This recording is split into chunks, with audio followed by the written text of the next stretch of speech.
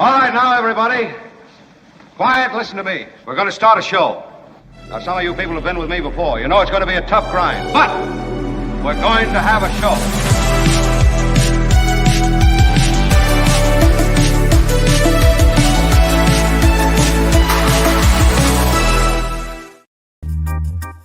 And hello from wherever you are. Or to wherever you are, from wherever we are. I guess would be the pure way to put it. Wow, there's a lot going on. You know, I kind of feel for the GOP. They're not able to nominate a speaker. They've got this Tom Emmer now is the latest, and he's got all kinds of issues with him that I'll get into. And Jim Avila, the award-winning journalist, is going to stop through today along with David Cay Johnston. We've got a great show. Cenk was off the chain, as the kids say. Last night with Piers Morgan, it's gone viral. It's super viral. And I was in touch with Cenk about it actually early this morning. And I'll play you a bit of that Cenk and Piers thing. But I was sympathetic to the GOP. We can't even, in my house, figure out who's going to lead the Zoom call. So I understand a bit of what the GOP is up against because they have way more stuff going on with the fealty to Donald Trump. And, you know, you can't be for the gays. But, you know, you can't be for J6, or maybe that's okay.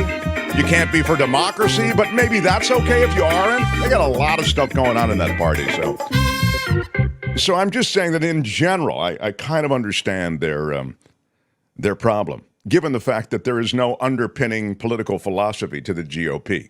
They're just, you know, didn't mean to get right into the politics, but that is happening in the moment. Of course, what's really happening a world away, it seems, but also in this small world that we now operate in, the Middle East it's always been the powder keg, but wow, it feels so close now. And we will get into a conversation about that as well. To change things for sort of a palate cleanser today, Jefferson Graham's coming through. He's been doing his tours and photo walks all around the country. And he's also been sitting with this new iPhone, that he got, that he was talking about in a prior, I want to say it was like 6 weeks ago, maybe 2 months ago. He first got it in one of those prior Substacks that he does.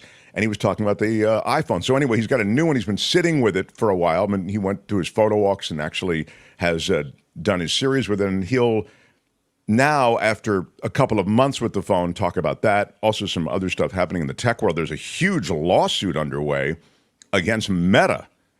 And I'll get Jefferson Graham to comment on that as well. Kim is here, of course, Kim, and that's a big relief to everyone. And Tony is here. Would have done without that. Woo. Which is a big relief. Which is a big relief to me. So I also have a chunk of Trump from the stump, and he is getting to be on the outskirts of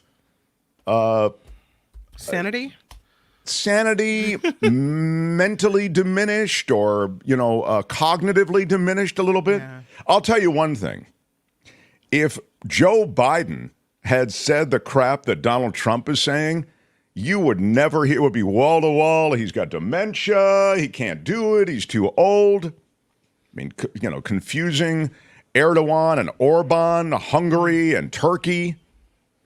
He, didn't the borders he got wrong. Do you have that, Tony? You've got that, right? Why don't we do a quick? It's a little off schedule, but if we do a quick chunk of Trump. So you're going to have to run chunk of Trump. Then I want to get to Jim Avila about his latest piece on what's going on in the media and covering all of these various stories, Middle East front and center. So with your indulgence and a smash of the like button. Smash it with your iron rod. Here's your chunk of Trump. Open wide. Ready? Here comes your chunk of Trump. It's my favorite food. With your first bite, here's Mark Thompson. I have a feeling it's going to be beautiful. It's on the stump, and you judge for yourself. I'm for us. I'm for us. You know how you spell us, right? You spell us, U.S. I just picked that up. Has anyone ever thought of that? I just picked that up. A couple of days I'm reading and it said us. And I said, you know, if you think about it, us equals U.S. But then we had a little election that went astray. So we have to be careful. You got to get out there and you got to watch those voters. You don't have to vote. Don't worry about voting. The voting, we got plenty of votes. You got to watch election night. You know, it used to be election day, election night. Now it's election month. Now it's election period. Some of these things going for 53 days. It's terrible. Yeah. Bond. He's got the turkey thing just coming. You want to play it on, Tony, or not? Get real quick. It's Viktor quick. Orban. Anyone ever hear of him? He's probably like one of the strongest leaders anywhere in the world, and he's the leader of, right? He's the leader of Turkey. Yeah. So there you go. That was a little compilation they did of him on the stump, but it's all from one speech. So if Biden had made those same errors, the media would be all over him. Not just the right-wing media, all media, I think. He also compared himself to Nelson Mandela. Yeah, he's a freedom fighter. That was a good one. So, look, he's playing. There's never been anything like this. He's playing the hits, but when you're surrounded by that many yes people, you say things like I just noticed, U.S. and us is the same, and you kind of go, hey, everybody shut the F up. I just came up with something. I don't think I've ever heard it before, because you're so surrounded by yes people. Yes, sir. Oh, my gosh. Yes, you are the most handsome, best golfer. He is such a wannabe autocrat, and he might get there. All right. I don't want to delay him anymore. Let's get to Jim. The Mark Thompson Show. I'm supposed to play an outro for your chunk of Trump. I forgot to, but let's just move on, okay? I'm sorry, Tony. The format demands that you run an intro and outro. Thanks, Tony. Anyway, so my bad. I'm sorry. So my bad. I'm sorry. How about it for the award-winning? He is the Murrow Award-winning, Peabody Award-winning, Emmy Award-winning former senior correspondent at ABC News, covered the White House for years. Such a pleasure to have him in our mix. Jim Avila, everybody. Good morning, Mark. Good morning, Tim. It's difficult, I guess, Mark, when you are your own program director. Yeah. What did he say? What? He said it's difficult when you're your own program director. How dare you? There's always somebody to blame. Yeah. Now, your latest column, you write a column on media and politics for Barrett Media. And I was reading it last night, and you talk about Gaza, and you talk about this extremely difficult situation, and from a media standpoint, an impossible situation pretty much to cover. Can you speak to this and what you talked about? Well, it's impossible to watch, too. I mean, one of the things I touch on is we are all hurting because of, I watch CNN most of the day. It's on there, and watching their coverage, and it's just an overload. And then I watch all three evening newscasts, not only because I write about it, but because I enjoy them. And it's really an overload this past 2 weeks. Very difficult to handle. And then it really got difficult when, and I read the New York Times and Washington Post every week, and the LA Times as well. And it got really difficult this past week when that hospital, or the hospital parking lot, was bombed. And Hamas, seeing an opportunity for propaganda, sent out a press release blaming the Israelis. And since the Israelis have been rather indiscriminately bombing in Gaza, it seemed plausible that they had hit this hospital and killed hundreds of people, including children and patients in that hospital. So the New York Times comes out with a headline which says, "Hospital bomb, Israelis blamed," with very little qualification. And that just went viral all over the world, caused riots and demonstrations and protests all over the Arab world. because it was an opportunity to show that the Israelis have some burden here as well. And it was a mistake. And, veteran journalists like the New York Times should know that in the fog of war, the first reports are often wrong. And to put something that declarative in this very sticky situation was dangerous because everybody else followed. CNN did it. CNN, the rest of the media followed right away. And it took Al Jazeera, believe it or not, a news agency based in Qatar in the Arab world, to show pictures that they got that showed that the rocket came from the other direction. It didn't come from Israel. It came from an area that was controlled by another Islamic jihad group. And, if they would have waited until we knew what happened, that could have caused a lot less problems around the world and protests and anger around the world. Now, you mentioned the difficulties in this, Mark, and let me just go to that, and then I'll entertain any questions you have. But the difficulty is, first of all, Israel's an ally, right? It's the strongest ally we have in the Middle East. We have an affinity for the Jewish people. We, in general, in the United States, believe they deserve a safe place to live. They are go-to people in the Middle East. So, and they were hit with the worst terrorist attack ever, worse than 9/11. As bad as the Holocaust, practically. And so we naturally have sympathy and empathy for our Jewish friends. So that's one factor. Second factor is reporters can go to Israel, stand on a rooftop, be relatively safe, go into the places escorted by the IDF, and are safe, relatively safe, as safe as the rest of the population in Israel, which in general is relatively safe. Can't go to Gaza. I've been to Gaza during peacetime and it was dangerous. You can't go to Gaza now at all. I don't think there are any Western reporters based in Gaza anymore. The one at CNN left, went out the southern border to get out because it was just too dangerous. You're getting bombed all the time. So there's nobody there in Gaza to report firsthand what's going on there. We're instead relying on videos that come out, some of them from Hamas, some of them from regular Palestinians, some of them from freelance journalists. But it's difficult to report these two things equally. And some would say that it's not equal damage anyway. But there are more Palestinians who have been killed right now than there were Israelis during the original attack. This is affecting both of these places. And we need to listen to the Palestinians who are undergoing just as much damage. And some of them, many of them, don't deserve it. They're also innocent civilians.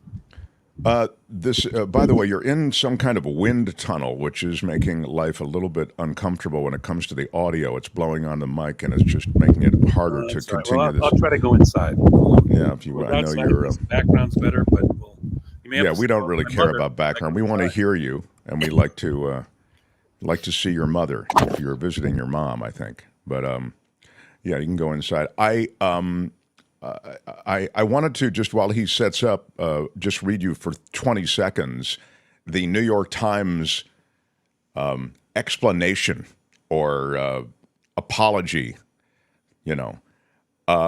about which is all about what Jim's talking about and what we talked about at the time. You'll remember, I came right out of the blocks on this show. You may remember this. There's a short about it. There's a 60-second short about it where I say, this is crazy that the New York Times went with what was like a press release from Hamas. And I knew it right away because it happened right away. And then the New York Times writes this piece, and it was clearly from a Hamas press release. It was literally, my first thought was, what the hell is this? The New York Times is going with what clearly is a Hamas press release. You don't need to see the Hamas watermark to know that it's a Hamas press release. But here's what they say. The New York Times. The editor's note. which included, by the way, the New York Times piece, a large headline across the Times website. The Times' initial accounts, quote, relied too heavily on claims by Hamas and did not make clear that those claims could not immediately be verified. The report left readers with an incorrect impression about what was known and how credible the account was. Joe Kahn is the executive director of the Times, and he spoke about this editor's note and how the entire thing came to pass. But, Jim, you've just stated it bluntly. You don't really have any reporting from Gaza, so you've got to take somebody's word for what's going on, or you need to put together the fragments of a bunch of other people's words and somehow build a coherent narrative. From an editor standpoint, from a journalist standpoint, wow, that is hard. Yeah, but I think what you need to do, and what the media needed to do, we pick on the New York Times. Others did it, but we pick on the New York Times because the New York Times is the Bible, and it's been trusted, and we follow it. Those in the media follow what's going on in the New York Times. If it's reported in the New York Times, there's a lot of following going on. So what the problem is that what they needed to do was say, hospital bombed, disputed about why. And there's a big dispute, controversy over who caused it until they find out. And then it took about a day and a half before the Al Jazeera report. And then there were other videos that we showed. They showed that the hole that was made was in the parking lot, by the way, not in the hospital, and the parking lot outside the hospital. So it was an errant fire. If Israelis were aiming for the hospital, they would have hit the damn hospital. But they hit the parking lot, or somebody hit the parking lot, and it was a small hole, not anywhere near the damage that would be done if it was an Israeli missile from a jet. So there was evidence, and there is evidence, and very quickly, well, not very quickly, a day later, the United States came out, the Pentagon came out saying they didn't believe it was the Israelis. The IDF denied that it was them. And the IDF, look, you have to take them with a grain of salt as well. You can't just report what they say, because they have in the past spun, outright lied about what they've hit and haven't hit. But so far in this encounter, what I've seen so far is that the IDF has taken responsibility for most cases of all the damage that they've done. And they've just said, look, they're hiding warriors and terrorists in amongst the people. So yes, we're hitting some of the people, and we're sorry about that. You people should go south and get away. You're right. Just to remind everybody, the IDF is the Israeli Defense Force, so it's the Israeli Army, the military. The problem comes when there just isn't a way for that civilian population to move south. And so you have, as you've said, now you have, at best, lingering pockets of that population unable to move south. Some are saying we can't get rides. We literally can't, we can't walk it. We have to, there has to be another way. We're too old, we're too infirm, whatever it might be.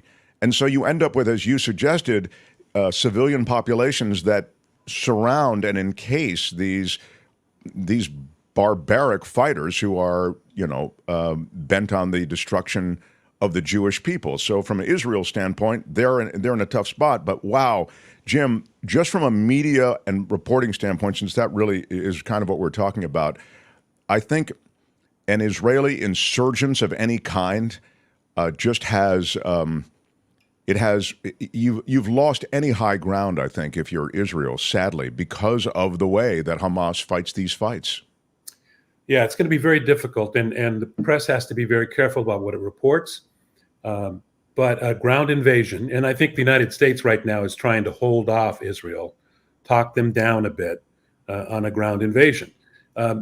Look, just to a point you made, the Palestinian civilians, they're innocent civilians. They don't deserve death. Do they have some responsibility in allowing Hamas to have such a dominant position in their enclave? Yes, they do. They voted for them. The Hamas political organization won the election. It was many years ago. And they don't, and they allow it to exist. So do they bear some responsibility for what Hamas does? Yes, they do. Do they deserve to die? I don't think so. And I think there has to be a lot of care here by Israel. And I think Israel is showing some restraint, not tremendous amount of restraint. Those bombings from the air are vicious. And if they can figure out a way, the word I keep hearing and wishing is true, I wish it was something that was real, is surgical. I wish there was a surgical way to do it. I don't know that it's real, that it can be done, but if they can get in those tunnels with special forces, and that will probably cause the deaths of some hostages, because they're in there too. But they have to get in those tunnels to get those guys, and if they can go block to block surgically and not kill everybody, then that's the way to do it. The other way to do it, that I've been a proponent of, is to somehow strike Iran. Iran is responsible for this. They finance both Hezbollah and the terrorists that attacked Israel, and they deserve some kind of payback. And it has to be done surgically. I'm not sure how they do that either. I'm not a military specialist. That's just what I believe. Yeah. No, I mean, your plan, while there'll be a lot of issues with it in terms of, who's caught up in the crossfire, makes more sense than, I think, this insane, huge push that the Israelis may be behind. It's interesting. Last thing, I'll just leave you because we're talking about it. The Israeli street, which of course is filled with grief and pain over the Hamas barbarism and the attack on what were, as I mentioned before, a lot of peaceniks in there. It's changed the Israeli street. It still has the pain and it still has the anger that they had. But the idea that the Israeli street supports an all-out military incursion into Gaza, that's changed a bit. And we're starting to see in the days since October 7th that even the Israelis who, as you suggested, endured this aggression and this barbarism and this grotesque killing, they are being smart as far as the body politic, the people of Israel. They're being smart or trying to be smarter about a measured response. Now, the problem is that, you're living alongside Hamas, and Hamas is bent on your destruction. So what do you do? Getting them out, rooting them out is more than a long weekend, as I've said here. It is months and months and months and maybe years. Yeah, I think you're right, Mark. And I just want to point out one other thing in this column that I talk about, and that is at the end of the column. There is respite from it, from all this bad stuff. I watched CBS Sunday Morning every week, and this past week, it did lift my spirits. It does, it's kind of a cleanser. And it had not only two reports on what happened in Israel with great context and understanding from Holly Williams and Lee Cowan, who are great journalists, very good. But it also left it for a while and went to the arts. Had a beautiful piece on Henry Mancini, a couple other pieces on the arts and on museums, and it leaves you with the understanding that not only can the media bring us pain, the pain that we see around the world, but it also can bring us some relief. And so I urge people it's a national treasure to watch CBS Sunday Morning. Yeah, Jim, one of the things I like about your column is that you do, throw in some things toward the end that are not just about the politics, the misery of war and of hostilities. You're around the media world, and so you threw in that stuff about CBS Sunday Morning, which is really true. I think the point is that the world is full of beauty also. The world is full of good, and you can find it. And we try to include some of it, and we certainly do, emotional changes here and palate cleansers, but you're right to point out that, even in a newscast where much of it is devoted to this quite serious situation, there is some good news. All right. We will link to your piece in our description, won't we, Tony? In situations like Israel, inaccurate reporting is not acceptable, is Jim Avila's latest piece. So Tony will link to links in the chat. Thanks, Tony. And it'll be in the description. And in the description. Wow, look at you, Jim Avila. We're really supporting you. I think we're very much. We appreciate it. Yeah. It's better than how about it for Well, wait a minute. Get outside in the wind again. Jim Avila, everybody. I'm loving it. The Mark Thompson Show. Coming up in the next half hour, speaking of changing gears, we'll give you a little bit of Jefferson Graham, his photo walks I mentioned to you. He's just finished this big photo walks deal, but he's here to talk Tech Tuesday, and he will talk about the latest lawsuit against Meta. It's pretty big. And he'll also speak about his life with the new iPhone, which is, they've been together, I think they've been dating for about 2 months now, so we'll see how that's working out for them. And also, in the next hour, the great Pulitzer Prize-winning journalist and investigative reporter, best-selling author David Cay Johnston will talk about what's happening with the GOP, their attempts to try to find a leader. Traditionally, I'll have David weigh in on this, and also that I think he really wants to, I would guess, because he's written books on Trump. He's written 1, 2, 3, I think, books on Trump. And he knows Trump so well. He'll really be anxious to weigh in on the Trump flipping of the lawyers, which is happening now. In fact, I have a tearful flip, emotion in the courtroom that I'll share with you in the next half hour. Right now, smash the like button if you would, just the thumbs up. Smash helps it us with in your iron rod. Yeah, smash it with your iron rod, just like Michelle Bachmann says. And that helps us in the YouTube universe. Appreciate that. And finally, Tony, am I leaving anything out? What else do I sent you a bunch of stuff. What else do I have that I'm not talking Thanks, about? Tony. Cenk. What is it? Cenk. Oh, yeah. Yeah. Cenk went viral Cenk, with Piers Morgan. And you've got to see it. It's about Gaza, but you realize the predicament of the Israelis and the Gazans. I mean, there are predicaments on both sides. So all of that still to come.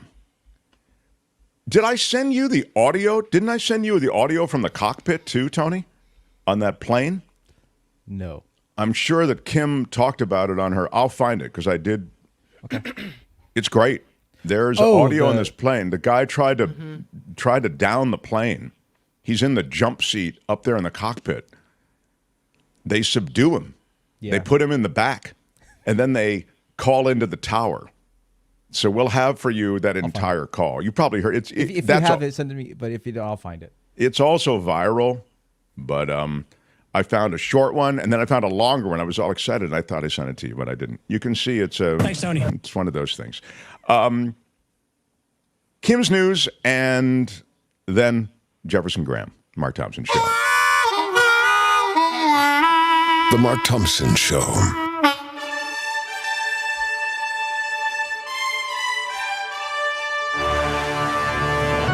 On the Mark Thompson Show, I'm Kim McAllister. This report sponsored by Tenuta Vineyards in Livermore.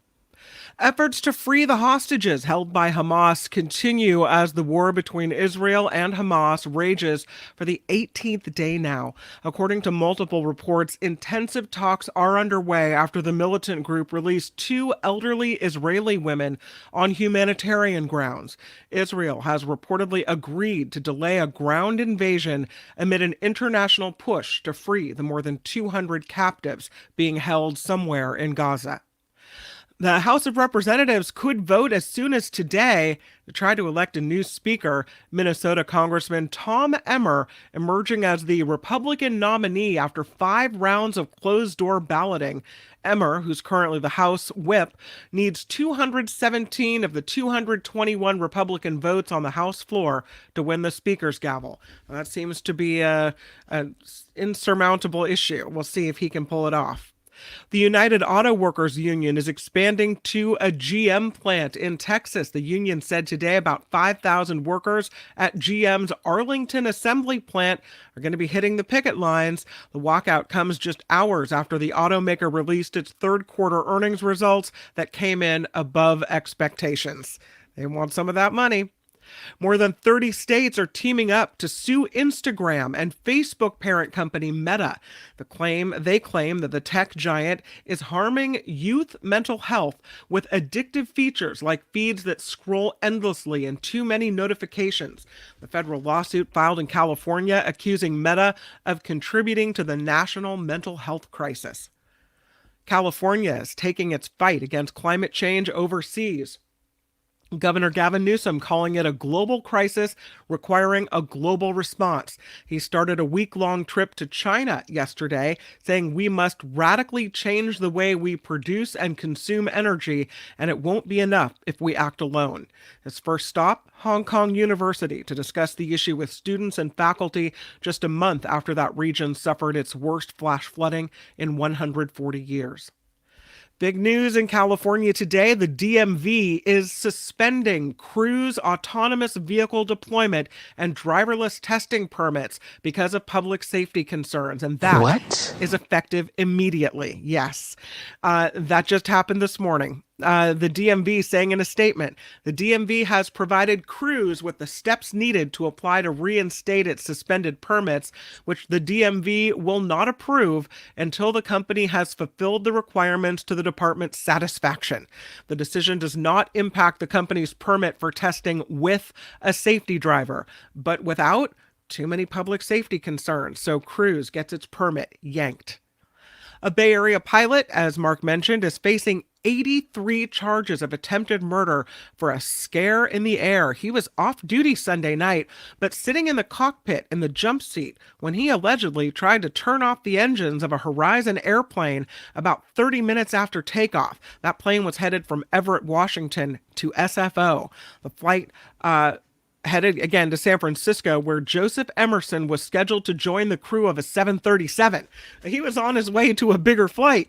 2 other pilots jumped into action, the pilot and the co-pilot, and handcuffed him to a seat in the rear of the plane.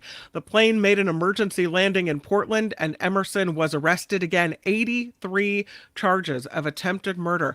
Hang on one second. Tony, it's in the rundown. You see, just click that link. You've got that's the, I wanted him to play the audio from that. You want to hear a little audio from it, Kim? Yeah, I would love to. So, well, Tony, I'll wait for your thumbs up, but Emerson, 44 years old, he lives in Pleasant Hill, father of 2 boys, and his neighbors say he's like a really nice guy. Seems totally normal. Everything on the up and up with this family, and they're shocked. Yeah, let's hear that audio, Tony, if we can. Any chance, Tony, to get that rallied? Yeah, he's giving me the thumbs up. Okay. If he could, he's got the thumbs up, but we can't get. Thanks, Tony. Yeah. I appreciate the thumbs up, though. I feel better. Here we go. You got it. This is the audio in the cockpit. Okay, I'll just give you a heads up. We've got the guy that tried to shut the engines down out of the cockpit, and he doesn't sound like he's causing any issue in the back right now. I think he's the dude. Other than that, yeah, we want law enforcement as soon as we get on the ground and park. Horizon 2059, turn right, heading 100. When you have a moment, what is your gate that you're parking at? And do you need local law enforcement to show up? I love how cool they are. Law enforcement 100, and we don't know the gate yet. Horizon 2059, roger. When you find out, let me know, please. Horizon 2059, what is the threat level? The threat is now in the back of the airplane, so we're reduced on the threat level. We're going to check in with the flight attendant to make sure everything is running smoothly, but it seems like he settled down as soon as he, after one moment of going a little bit overboard, we put him back. So President 2059, Roger. Just so we can report this, what was the highest level that occurred? It escalated to a 4 for 209, but he's out of the cockpit now. President 2059, when you get the gate number, we'll coordinate that as well. Thank you. We're at spot 9 now. They're all pretty cool. Is that That's Bravo what. 9 or Charlie 9? Charlie. I guess, yeah, Charlie 9. That's a great gate. Bravo That Bravo Charlie 9, 9. yeah. And I got some information to pass along when you're ready. Yeah, we've got the occupant. He's handcuffed and he's in an aft back jump seat when law enforcement arrives. And right now he's staying calm. So that's your. I liked it because that was the complete exchange after they had subdued the guy. I hadn't seen it or heard it anywhere else. So they called it a medical emergency, the flight staff, to not, I guess, alarm the people on board. So they didn't know that they were ever at risk of anything. But the people in the back of the plane said they didn't really, they thought maybe this was a person with a mental health medical emergency because he looked like he was dead in the eyes. Like when you looked at his eyes, he just had no, like he was just staring off into space, like, dead eye. But they said he was taken off the plane peacefully, and then that was it. And it wasn't until later that they realized this guy tried to shut off the engines and crash the whole thing. So, yeah. Well, he very well is going away for the rest of his life. I wonder what could happen to have this father of two, this pilot who had just received some training that apparently he was excited about receiving, that seemed for all intents and purposes like, normal, happy fellow. What could have happened to make him snap like that?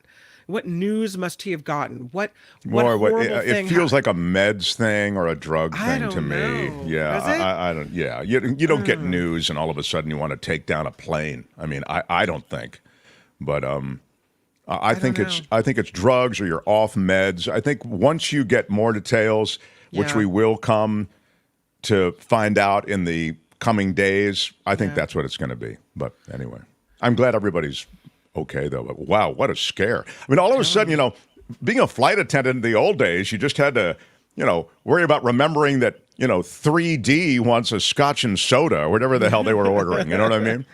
Now you got to worry about people trying to open the emergency exits. Now you got to be a Muay Thai fighter just to be a flight attendant. It's crazy. This next story reminds me of Courtney. You heard of D.B. Cooper? Of course. There's an amateur D.B. Cooper enthusiast says there are new details in this unsolved hijacking case.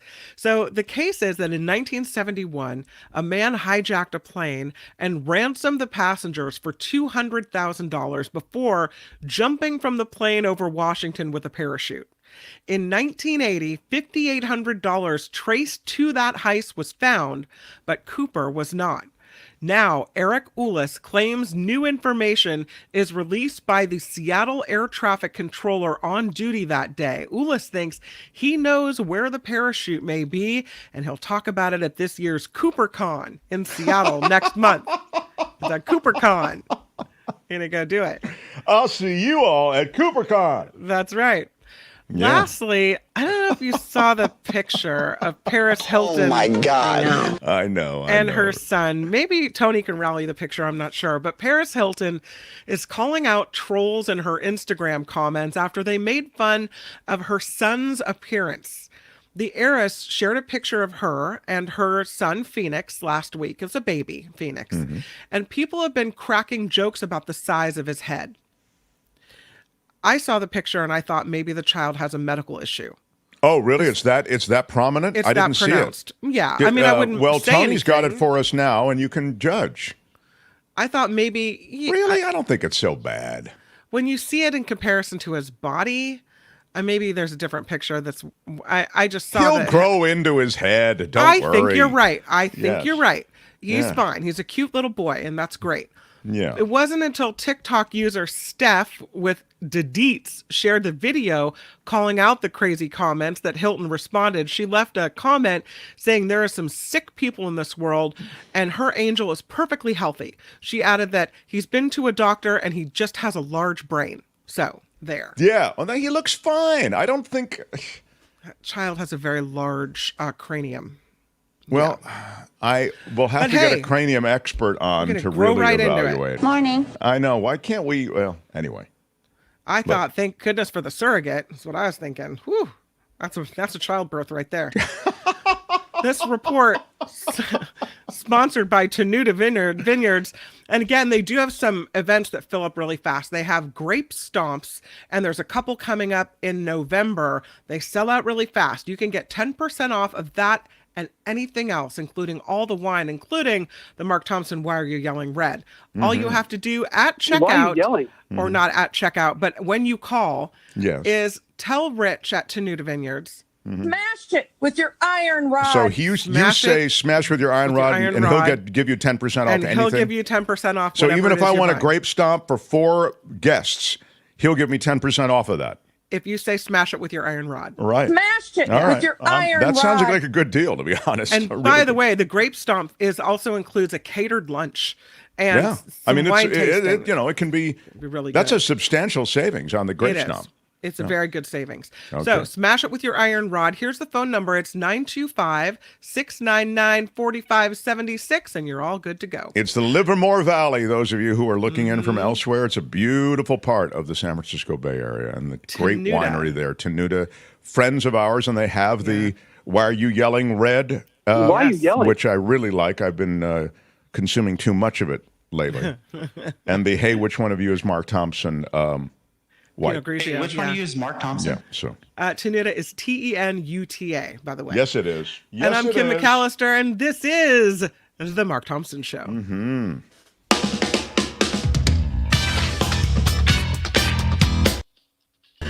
Smash it with your iron rod. I come from regular stock. There's a reason that this place is fun. Don't ever use that word. What are the porn stars doing, Mark?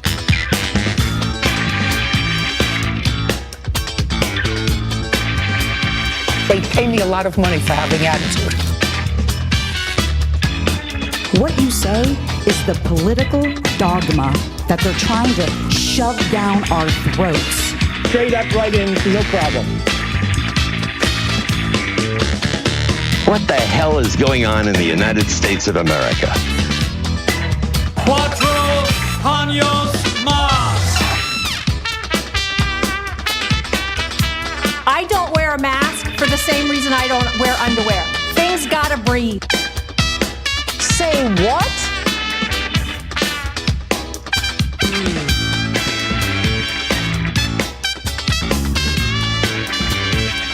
Do you have a secret talent? You get nothing.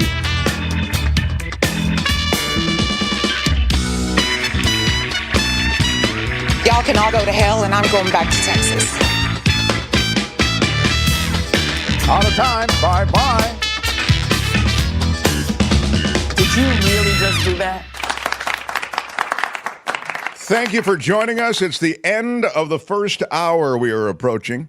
In the second hour, David Cay Johnston, the Pulitzer Prize winner, will talk about the GOP and the tug of war going on for the speakership, the future of the country staying open in the month of November. The 17th is the day after which the government is not funded. So we'll get into that with David Cay Johnston. But more than anything, and I think we'll start with the flipping that's going on with the Trump lawyers. And there is one, there was a series of flips, as you well know. It was Sidney Powell, Chesbro. But the tearful flip is the one that we'll share with you today. And I'll do that in just a few moments. There was one, she was I think, proudly proclaimed that she was in the elite squad of lawyers that would, vanquish all for Donald Trump. And now she's tearful in the courtroom, and you must see and hear that. So we'll get to all of that with David Cay Johnston coming up. The Mark Thompson Show. This guy comes in on Tuesdays. When he's not on the road with his series, the Photo Walks TV series, which is just terrific. He is our friend Jefferson Graham, the former tech writer for USA Today, and now he does the Photo Walks TV. I've loved your stuff from the road. And thank you. Yeah, you've finished now even another trip that I guess you're going to be. How many cameras again do you go with? What did I bring? 3 iPhones, a Galaxy, a Insta360, and a GoPro. Yeah. So and a drone, and a drone, of course. And Mark, I missed you. It's really a tease for what is going to happen because it's not all put together yet, right? The latest, right. But that'll be for what part of the country? Well, it's for the big one is Nova Scotia. I did the entire province from one side to the other, and it is a magical Brigadoon-like place. And I wonder how many of your listeners and viewers know the reference to Brigadoon, which is another world from another era that you step into another part of time. There's Scottish fiddling music and step dancing, and people were not walking down the street looking at their phones. Oh, really? So that really is like a call back to a different time. The bed and breakfast that we stayed in one of the towns had a rotary phone that they answered and took reservations on. A rotary phone. So they're proud almost to be pushing back on technology, Jefferson Graham, or is this just... I think it's just the way it is. They had that phone and it still works, so they still used it. Don't read too much into it. Okay. Listen, they did have Apple Pay everywhere I went. Everywhere was Apple Pay, and I love that because I don't want to take out the credit card and have my numbers stolen. Sure. All right, Jefferson Graham. Now, you've been dating your iPhone, the new one. The latest iteration is what? The 15? Is that what it is? The 15 Pro Max. So you guys have been together for what, a couple of months now? Oh, I don't think it's that long. I think it's about a month. About a month. So this is normally when relationships start to, begin to really take on some clarity. You begin to find out about the other. So what is the reality now after a month with the iPhone 15? The reality is, it's the best iPhone they've ever come out with, but we say that every year. If you're not a photographer, don't waste your time. You do not need to do this upgrade. If you are serious about photography, then you do want to. You have a 5x telephoto, which is you have 3x on the previous models.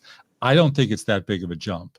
You get to transfer your video footage on USB-C to a little portable hard drive, which I love. And for me, that's worth everything.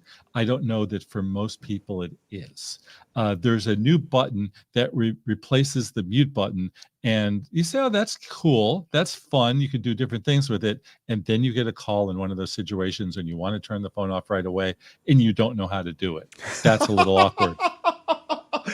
Explain to me what happens. You've got the mute button on. Is that what you're saying? No. Okay. The mute button that we've all had has now been replaced. It's now called an action button. And you can do things like program it to turn on the camera immediately. I see. Or mute, or turn on the flashlight immediately. And then, I've already programmed it for the camera. So now what do? All I could do is turn the phone off altogether. Oh, I see. So you want to hit mute, but when you hit that button, it's going to go to the camera. Open the camera, which I guess would mute it as well. Oh, another funny thing that happened. I was shooting a video in Maine or somewhere where I was, and I was talking to the camera, and then my wife called and I didn't answer the phone. And she got a text message back of everything that I was saying to the camera, which is weird. You got that? Yeah, I'm in the sketchiest part of town, but don't worry. It's really great to photograph. I do remember myself having inadvertently hit the microphone and dictated, again, unwittingly, an entire conversation to somebody. But I didn't. I was recording myself talking to the camera. Yeah. And So she it's called glitchy. it. I didn't answer it. Yeah. But it recorded everything into a text message for her. Well, I want to ask you about the lawsuit that was just launched today. 33 states, I believe. 35 suing Meta for knowingly using features on both Instagram and Facebook to hook children onto its platforms, even as the company is saying that its social media sites are safe for young people. The lawsuits are in Colorado and Tennessee, and they lead a joint lawsuit filed by 35 states, now updated, in the Northern District Court of California. So tell me about this. I mean, again, to remind people, Facebook, Instagram, WhatsApp, and Messenger all owned by Meta. Yeah. So my first reaction is when 35 states out of 50 are out to get you, good luck with that, right? But secondly, this is their business model. So what is the goal here of the states? Yes, it's harmful to kids. Yes, I can't imagine being a kid and reading stuff that other kids are writing about me online. I can't imagine having to keep up with the Joneses and everybody's pictures. It's tough, but that is the business model. It's no different than YouTube's business model. We're on YouTube right now. What is YouTube's business model? To keep us online at all costs. That's why they like live programming like you're doing right now, because it's on for longer periods and you will keep people there. And they hope that people stay tuned for the next show from Kim, right? And so that is the online business model. So I don't know what the goal here is. Is it to put them out of business? Is it to change the way of the internet? I also think, if you wanted to segue to a civil suit, you'd have to show damages, which might be interpretive. You'd have to have various experts talking about the deleterious influences of various time spent on all of these platforms and children's minds and developmentally, how they you see how you get into kind of a squishy area. And then, of course, you're right. I mean, you have to be able to make money. Yeah, I'm trying to keep people on the platform. Keeping kids on the platform is not, I'm sure they're going to argue, necessarily bad for the kids. You know, they're being sued because they say they violated consumer protection laws by ensnaring children unfairly and deceiving users about the safety of the platforms. So again, they're going to be challenged to show these things. You know, they suggest in the lawsuit that they've designed these things to be psychologically manipulative, to keep kids on the platform longer, to keep all of us on the platforms longer. But as you said, it's like, okay, yeah, that's, it's like saying I set up an arcade of games and there are all these different games to keep people spending money at the arcade. I don't see, that's what I'm doing. I'm running an arcade. Yeah, usually in these lawsuits, you see a dollar figure, like we're suing them for $1 billion or whatever. I didn't see that, nor did I see what the solution was, what they were looking for. What does the government want? For them to turn off notifications to kids? I don't think it's the notifications that are the problem. It's the business model. And, I don't want to give you Mark, it's up to the parent to really monitor what the kid is doing, because it's not. And it's a hopeless cause. Could you imagine telling your kids, you can't go, you can't go do that. You can't go on Instagram. Well, that'll only make them want to do it more, of course, also.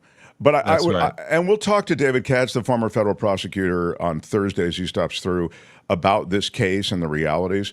But it's noted that it's unusual for so many states to come together to sue a tech giant like this for consumer harm, but you're going to have to show it. And the thing they're pointing to is big tobacco, that big tobacco and big pharma companies have been sued by states, and they're kind of putting this in that same category. So they're looking at, equating time spent on the platform at some point to vaping. You're going to have to somehow come up with that damage. Yeah. So I don't see it. I don't see it. I don't see that the Facebook is running ads with giraffes and cute tigers to get people to go on there. And it's not Facebook, by the way, it's Instagram. Because I don't think any kid is using Facebook, but it's Instagram. Right. That's right. But Facebook's folded in, but it's Instagram, WhatsApp. They're not using WhatsApp. They're not using Messenger. Yeah, They're using agreed. Instagram. And Instagram is all about social, keeping up with what the other kids are doing and what someone's wearing and feeling bad or feeling chubby or having them make fun of them. It's all that sort of stuff. And I don't know how a robotic firm like this could actually look at every post. It's impossible. Well, I'll point to Great Britain. In Great Britain, they tried to bring charges against Instagram, was it? Because they said that Instagram had contributed to a death of a teenager. And it makes you realize that parents, as you've just said, you could have said, well, I could say parents have to monitor blah, blah, blah. That blah, blah, blah, and that parent thing is a big deal. Parents are saying, they are involved. They're saying, hey, our kids are being harmed by this in the ways that Jefferson Graham has just said, bullied, etc., or they're just spending too much time on the platform and they're getting lost in the space and they're not, whatever. You see how they're trying to draw that connection, and it probably exists, that connection. But what I'm saying is parents are telling lawmakers, do something. And this is sort of an effort that they've launched in the spirit of trying to honor what those parents want. They're voters, after all, and they want, hey, do something to protect my kids. Yeah, I don't see it. I don't see what Instagram is doing is any different than what Reddit and Discord and Twitch and every other site in the world is doing. They want to keep people there. Yeah. And good luck with the 35 states. It sounds really impressive. I don't know where it goes. All right, so Photo Walks TV, the YouTube series continues. This week, it's what? I hope it's Nova Scotia if I get it finished. All right. All right, Jefferson Graham, everybody. Thank you. Thank you. I'm loving it. The Mark Thompson Show. David Cay Johnston, the Pulitzer Prize winner, awaits you to kick off the next hour. I was trying to decide whether I should play that tearful flip from Jenna Ellis or if I should wait for David. What do you think, Tony? Should I wait for David? He could at least comment on it. Thanks, Tony. Oh, up to you. Yeah. And Kim, what do you think? You want the tearful Jenna Ellis now, or would you just assume I want to wait for David. I want to wait for David. Wait for David. Okay. Yeah. But he did email me for the link, which I sent him last night, but I sent him another one, so he should be along any minute. Okay. I think he had his computer stolen. There's a whole bunch of stuff. No. Make sure you get the right address. Meantime, while I wait, I want to comment on something that did happen, and I've gotten a lot of requests to comment on it. I'm just looking at the clock and trying to figure out if there's enough time. I promise you I will weigh in on Cenk and Piers Morgan, and we will show you a bit of that. But I feel like if I show you a little bit of that, Tony, right now, it's going to bleed over because I've got... so I just don't have time for that right now. You're going to go to New Year's, So I am going to hit you with a quick palate cleanser that's not related to politics, not related to horrors in the world. The Mark Thompson Show. And then Kim's news. Scientists are studying this San Francisco-born grandma, the oldest woman in the world. She's 116 years old. And they're looking at her to learn her secrets and develop cures for diseases. I wonder if she sits on the couch every night, gets drunk, and watches football. That would be a great piece of news for me. But no. Maria Brañas from Spain. She's 115, even though the headline says 116. With no major health condition, she credits eating natural yogurt and exploring nature for her longevity. My biological age was 23. At age 37, there she is, showing you a picture of her. Nice. Maria Brañas, the oldest person in the world. She regularly updates her followers on X, previously Twitter. Yeah. The super grandmother, she calls herself. She beat COVID in 2020. Wow. What? Yeah. Wow, when she was like, what, 114? Yeah, exactly. 113? Wow. She shook off that COVID and survived the Spanish Civil War a deadly earthquake in the U.S., and a major fire. Wow. Look at that, Maria Brañas. She has really, really old. Like that. Think of how much life. Well, I mean, I don't mean that in a bad way. Think of how much she's seen in her life. Like, yeah. Wow. Yeah, how much history. All the things that we think of like were way back when. She lived through that. That's true. She has zero cardiovascular problems, no memory issues, and can recount stories from the age of 4 as if they happened yesterday, they say. Oh, wow. She's incredible, said one doctor. There's never been anything like this. Okay. The doctor has taken DNA samples, including saliva, urine, and blood. And, you know, the doctor is Emil Schaffhausen. I was going to tell you, it is Emil Schaffhausen III. And she remembers with impressive clarity episodes of when she was only 4 years old. This doctor, who's a leader in genetics, wants to discover, if possible, how far Ms. Brañas' genes go in explaining her longevity and how much of all of this is her lifestyle. Her daughter is a journalist from Pamplona, born in San Francisco. Born in San Francisco in 1907. I'm sorry. Ms. Brañas is the daughter of a journalist, excuse me. As she was born in San Francisco in 1907. Yeah, it didn't make sense. She lived in different areas in Spain and had 3 children. Again, natural yogurt. She avoids excesses. She says, I've always eaten a little, but everything. And I've never followed any regime. I've not suffered from any illness or been through any operating room. She says, when asked about her secret to long life, order, tranquility, good connection with family and friends, contact with nature, emotional stability, lots of positivity, and away from toxic people. Congratulations. 116 years old. Man. Anyway, the DNA study is going to focus on 200 genes related to aging, and they're really serious about this. They also are taking genes from her middle daughter, who is 79 years old. So they want to help develop drugs capable of combating diseases typically caused by old age. You know, I hope she's saved really well for retirement, because who plans to live to 116, right? Like, who thought you were going to need that much money to live? Yeah. Well, she's living in Spain.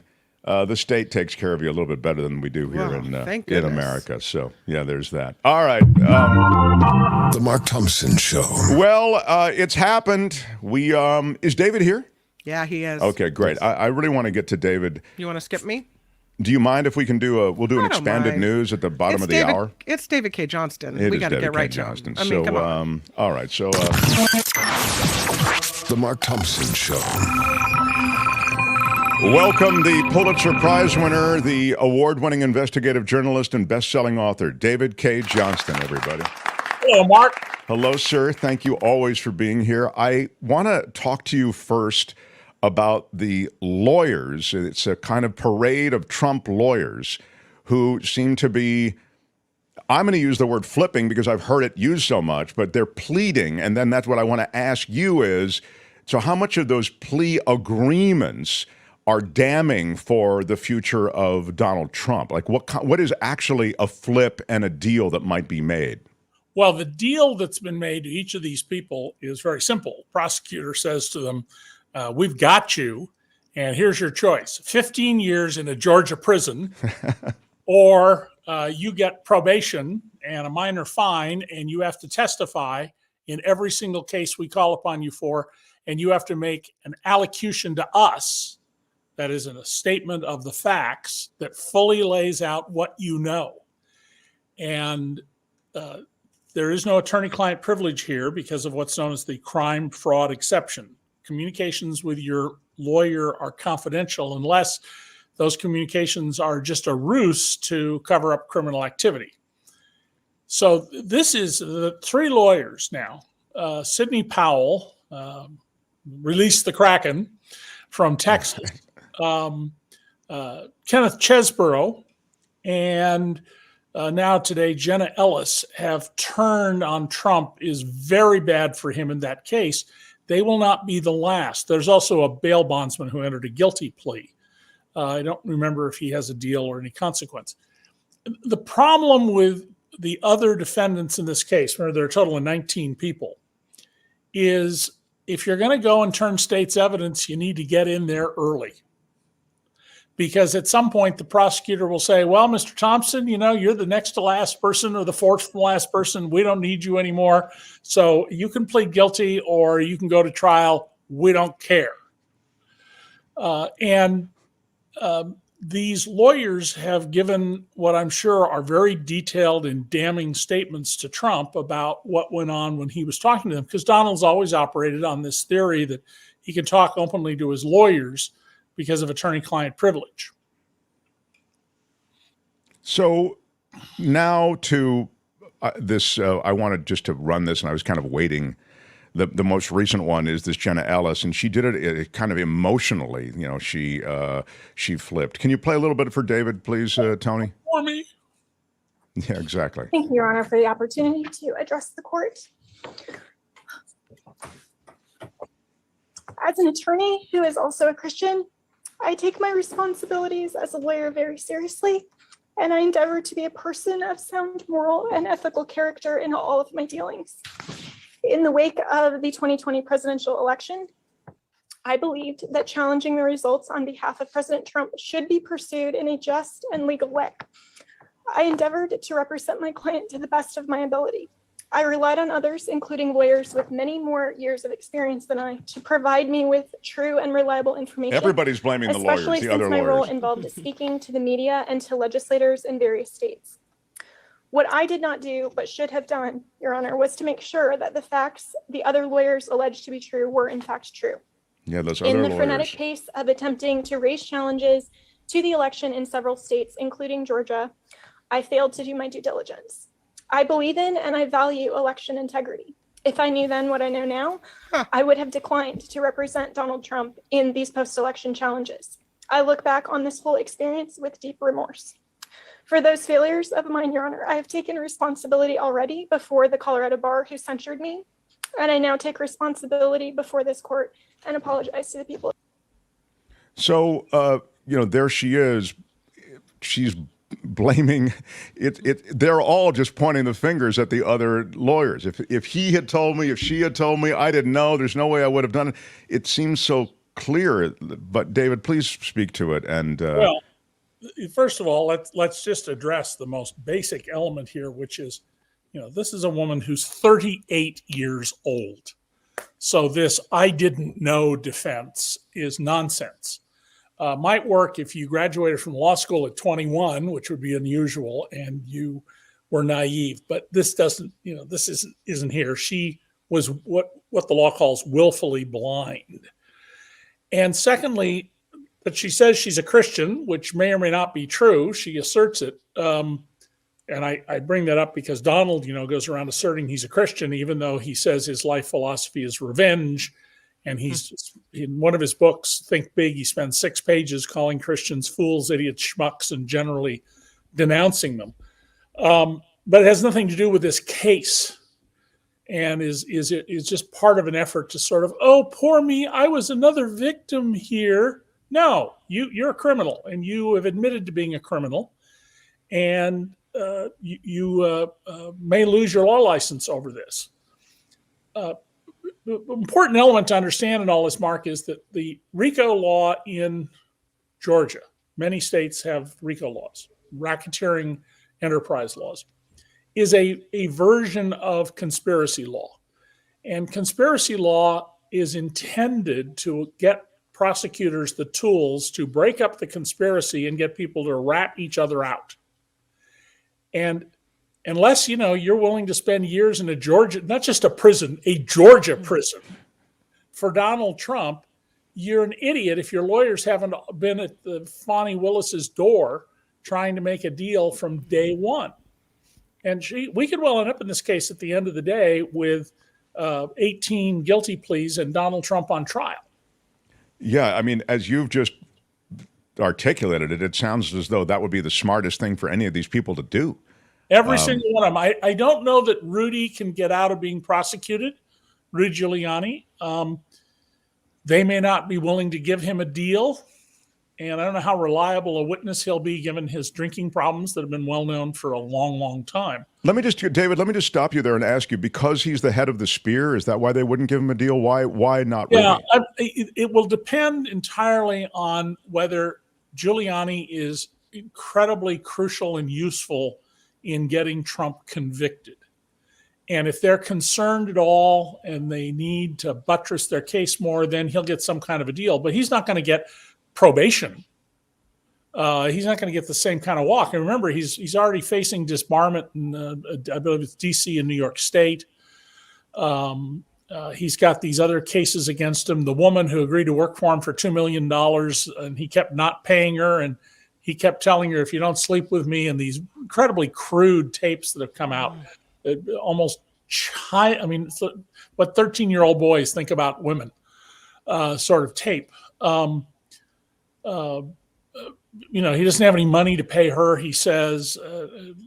So it'll be interesting to see. Giuliani will be the key person to watch among the other conspirators, whether he can get a deal. And if he gets a deal, what it tells you is he's got tape recordings or memos or something that is so devastating to Trump that it was worth the price of letting him, if not walk, come pretty close to taking a walk. I see. That's interesting, because you'll get everything you want on Giuliani and Trump through Ellis, who has firsthand knowliche of all those conversations. Well, Ellis and Chesbro and Sidney. And Powell, probably, And now Donald, the other night, I think it was the night before last in New Hampshire, asserted that Sidney Powell was never his lawyer.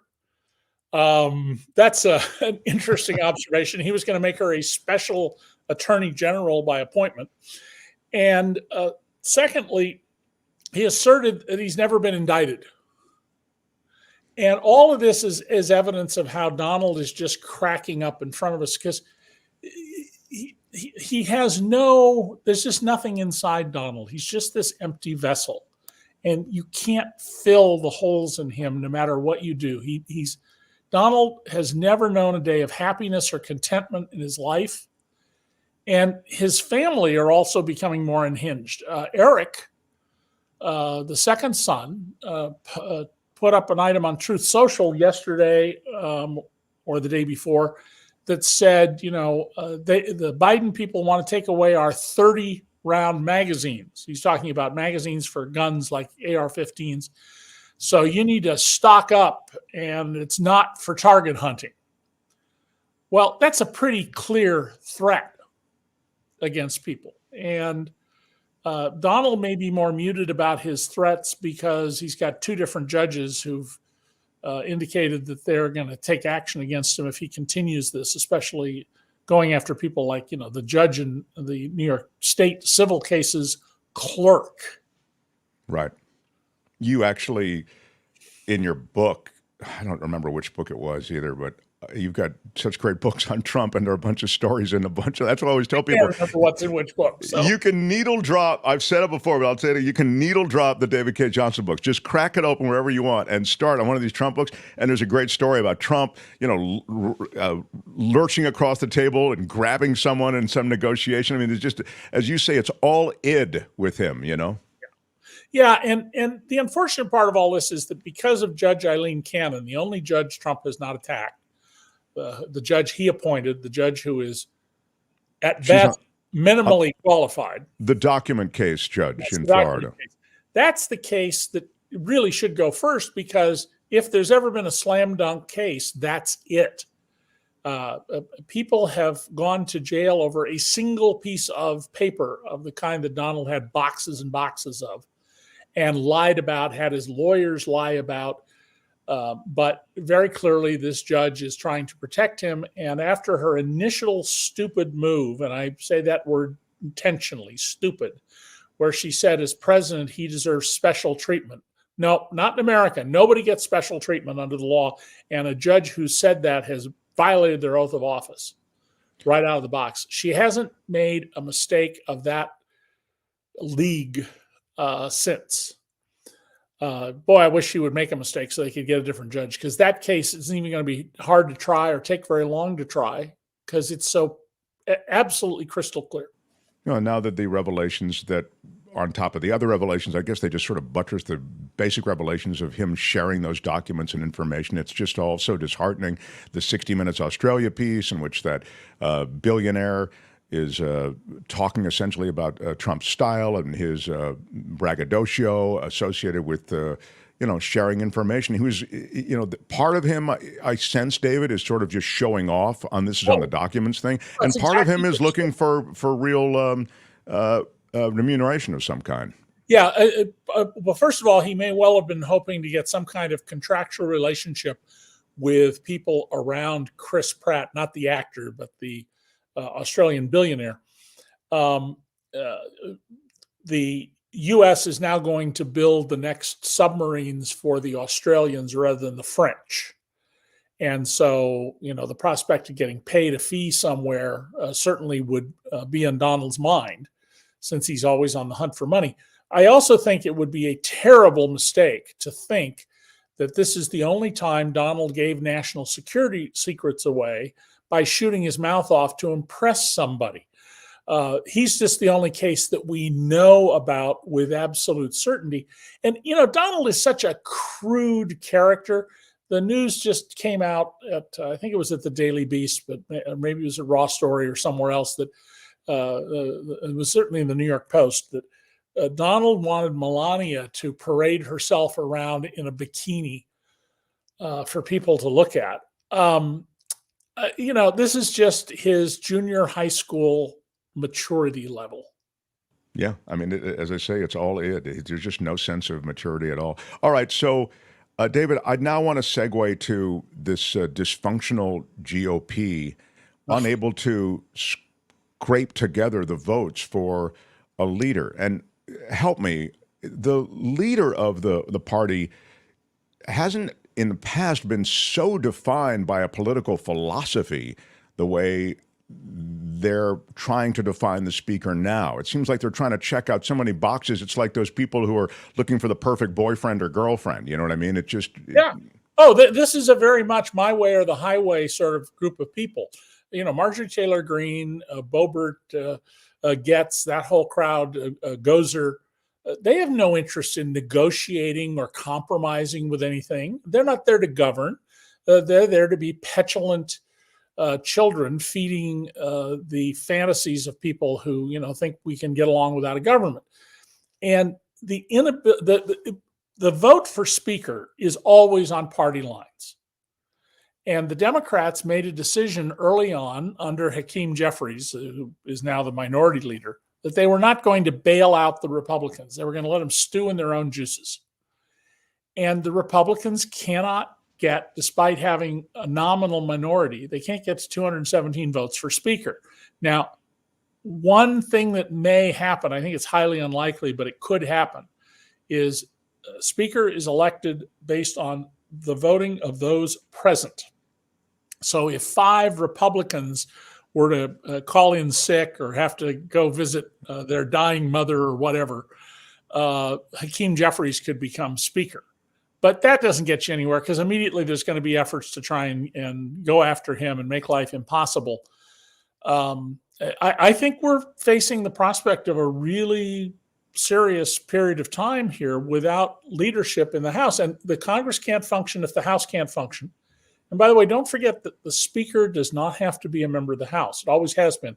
But you could be speaker. Anybody listening to this broadcast could be speaker. The Constitution simply requires that there be a speaker. And so long as you have the brat caucus, again, I'll go back to the junior high school folks caucus, they have no interest in governing. That's hard work. And by the way, how did Nancy Pelosi get all sorts of major legislation passed when she only had a 4-vote majority? Yeah, she had an even lesser majority. 5. Yeah. And I always hear, I think I've uttered the adage, Democrats fall in love, Republicans fall in line. I don't think I can say that anymore. I mean, they can't get them to fall in line. I think the old 1930s Will Rogers line now applies to Republicans. Rogers once said, "I don't belong to an organized party. I'm a Democrat." And I think it absolutely applies. And also, remember, there's no way the Republicans will be the majority in January 2025. The only reason they have their majority is that in New York State, where I live, in an act of unbelievable political malpractice, the New York State Democratic Party agreed to a redrawing of maps that gave an advantage to the Republicans, and they picked up 5 states in New York. Now, once you get away from metropolitan New York City, Albany, Buffalo, Rochester, Syracuse, rural New York is pretty much, I guess Ithaca would be maybe the one exception, is pretty much Republican and quite conservative Republican. It's like California, away from the cities in California, the Central Valley and beyond. You get up to Reading, things are all different. Yeah. But there's no population in these places. And so the Democrats will pick up at least 1 seat in New York in the next election, the George Santos seat, and very good chance they're going to pick up 3, 4, 5, maybe more, and they're going to win some seats elsewhere in the country. And one of the reasons you're having trouble getting a speaker, by the way, is that there are 18 or 20 members of the House where Biden won their congressional district in 2020. That means there's a whole bunch more who Trump may have won, but by a thin margin. And all of those members, if they want to get reelected, have a very tough problem. Interestingly, we leave out of this whole debate, because I'm not seeing it anywhere, not the New Republic, which has been dramatically improved, or the New York Times or the Washington Post, that it's just a job to be elected to Congress. People died for this country. So if you don't get reelected, if you resign to do something else, it's not like that's a horrible tragedy unless there's something about you that you can't do the right thing. I also, just in the spirit of doing the right thing, can understand running for political office, which does take tremendous energy and resources and coalitions of voters.